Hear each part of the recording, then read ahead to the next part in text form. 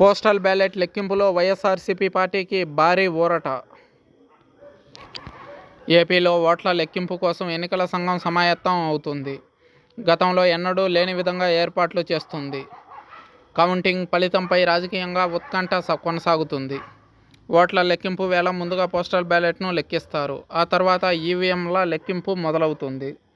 Postal బ్యాలెట్లో ఉద్యోగులు ఎవరికి vote వేశారనే దానిపై భిన్నాభిప్రాయాలు ఉన్నాయి. ఈ దశలో ఈ ఓట్ల లెక్కింపుపైన తాజాగా సీఈఓ కీలక ఆదేశాలు ఇచ్చారు.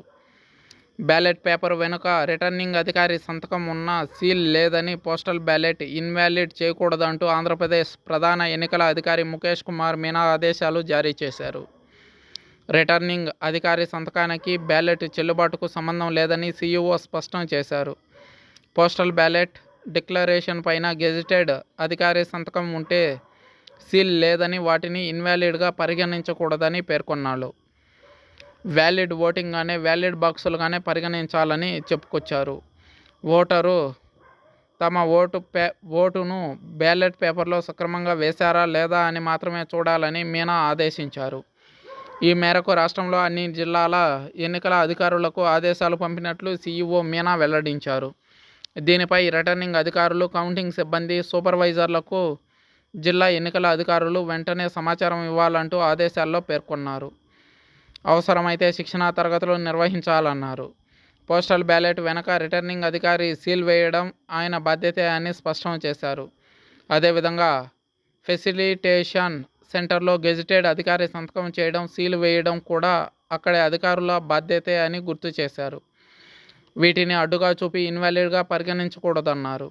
సీఈఓ ఆదేశాలతో పార్టీలకి భారీ ఊరట లభించినట్లయింది. ప్రభుత్వ ఉద్యోగులంతా తమ వెంటే ఉన్నారంటూ టీడీపీ శ్రేణులు చెప్తున్నారు. తమ హయాంలో ఇచ్చిన ఉద్యోగాలతోనే ఈసారి పోస్టల్ బ్యాలెట్ సంఖ్య పెరిగిందని వైసీపీ నేతలు వాదిస్తున్నారు. టీడీపీ కూటమి చెబుతున్నట్లుగా ఏకపక్షంగా పోస్టల్ బ్యాలెట్ ఉండదని అంచనా వేస్తున్నారు. అయితే ఇప్పటి వరకు పోస్టల్ బ్యాలెట్ ఆమోదం పైన వస్తున్న కొన్ని సందేహాలకు సమాధానం వచ్చింది.